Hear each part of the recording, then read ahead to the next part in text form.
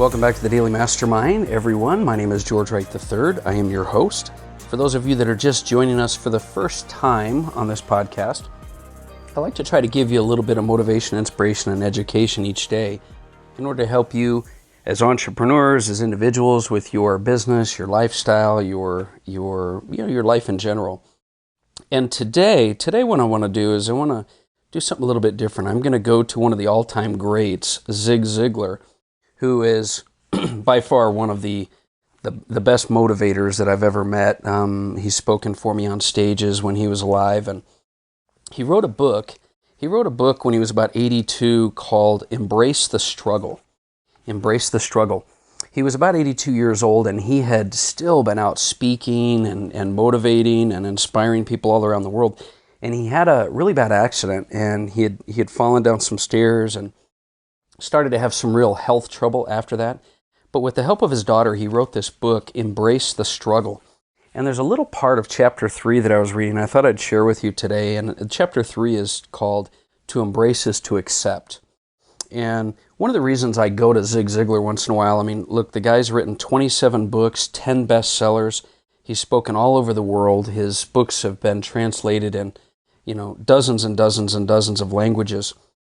But I found that he's, in my mind, one of the best individuals that had the attitude, right? The positive attitude despite all challenges. And here's a guy who you might think had, just an amazing life, which he did. But even when he had a struggle, even when he was personally struggling with something, whether it's age or health problems or falling down these stairs and stuff, he still had the ability to kind of turn things around. And I thought his perspective was really unique. So I'm going to read you just a little bit out of this chapter 3, because I think it gives you some good strategies and thoughts and things that you can kind of use in your life if there's some things that you are struggling with or that you're dealing with. He starts by saying, I began to think about the reasons people have been impacted by my previous books, and I recalled the many letters I had received. Time after time, they spoke of their struggles and how what I had said and what I had written encouraged them and gave them hope. When you cut through all the motivation and inspiration, it was and still is about encouraging people to accept their circumstances and start right where they are to have a better, more fulfilling life. I really like that because he said it's not about motivation and inspiration, it's about encouraging people to start where they're at and start having a more fulfilling life. He goes on to say, my story and the stories of those I've included in this book prove that people can face anything and be even more in their weakness than in their strength.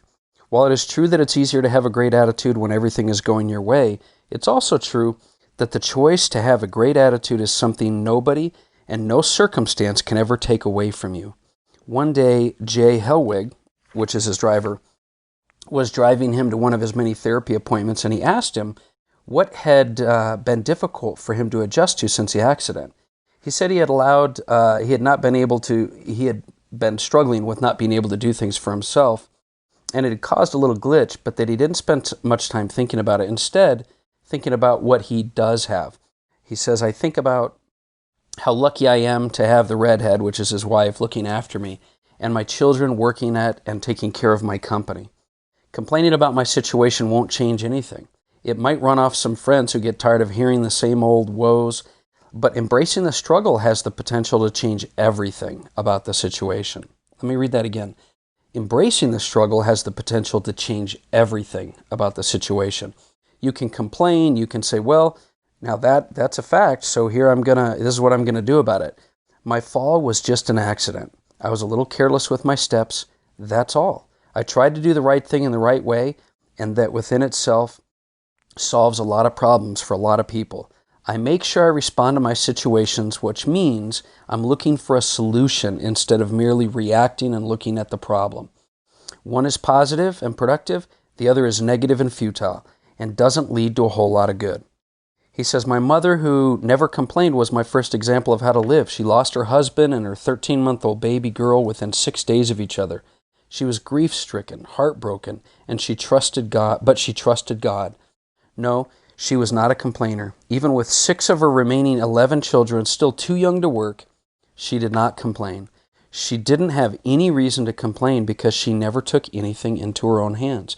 She left the problems in the hands of God where they belonged. Then Jay asked me how I got content with my situation, and I told him that I never claimed to be content.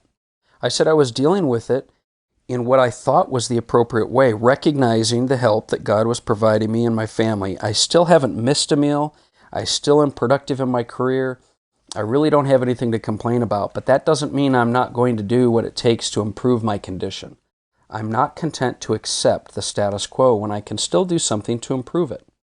He says, I'm 82 years old, and that simply means that even if I didn't fall, I still wouldn't be able to do a lot of things I could do when I was 30. So I don't regret what I can't do. I'm grateful what I can do. As you know, one of my favorite quotes is, the more you complain about the problem you have, the more problem you will have to complain about. And the more you express gratitude for what you do have, the more things you'll have to express gratitude for. I just believe that's the right way to approach life. He says, I can't walk and run as fast as I could. I can't climb the steps as easy as I used to. But those are such minor things. I just don't give them any thought. I'm grateful I can walk. I'm grateful that I'm around and something I've got is different than now. My life has a change of direction, a change of priorities, and a change of what I have to do and what I get to do. This is who I am, and this is where I am. I really love how he says these things. He's got this way of changing the way he looks at things. It's like Wayne Dyer talks about, when you change the way you look at things, the things you look at change. He goes on to say, I think most readers identify with the reality that struggle is pretty normal. Setbacks are part of life. So now what we've got to decide is how we handle them. Realistically, we can say, well, I'm not certain I'm going to like this, but at the same time, I've had a lot of good things happen for me, and I don't think it's going to be fatal, so I'm going to take my little notepad out, and I'm going to start taking notes on what steps I can take to resolve this situation. Most of my friends, which of my friends can I talk to and ask for suggestions? Which of my mentors or teachers or family members are trustworthy and knowledgeable and loving and can give me some input? What did I learn in school that might apply to my present circumstances? How many friends do I have who can resonate with what I'm going through that might offer suggestions? I really like when he says, all of us have more human resources than we realize. And sometimes that's just that we don't want to bother them. In reality, a friend is someone who is thrilled when you share a problem with them because they want to help you.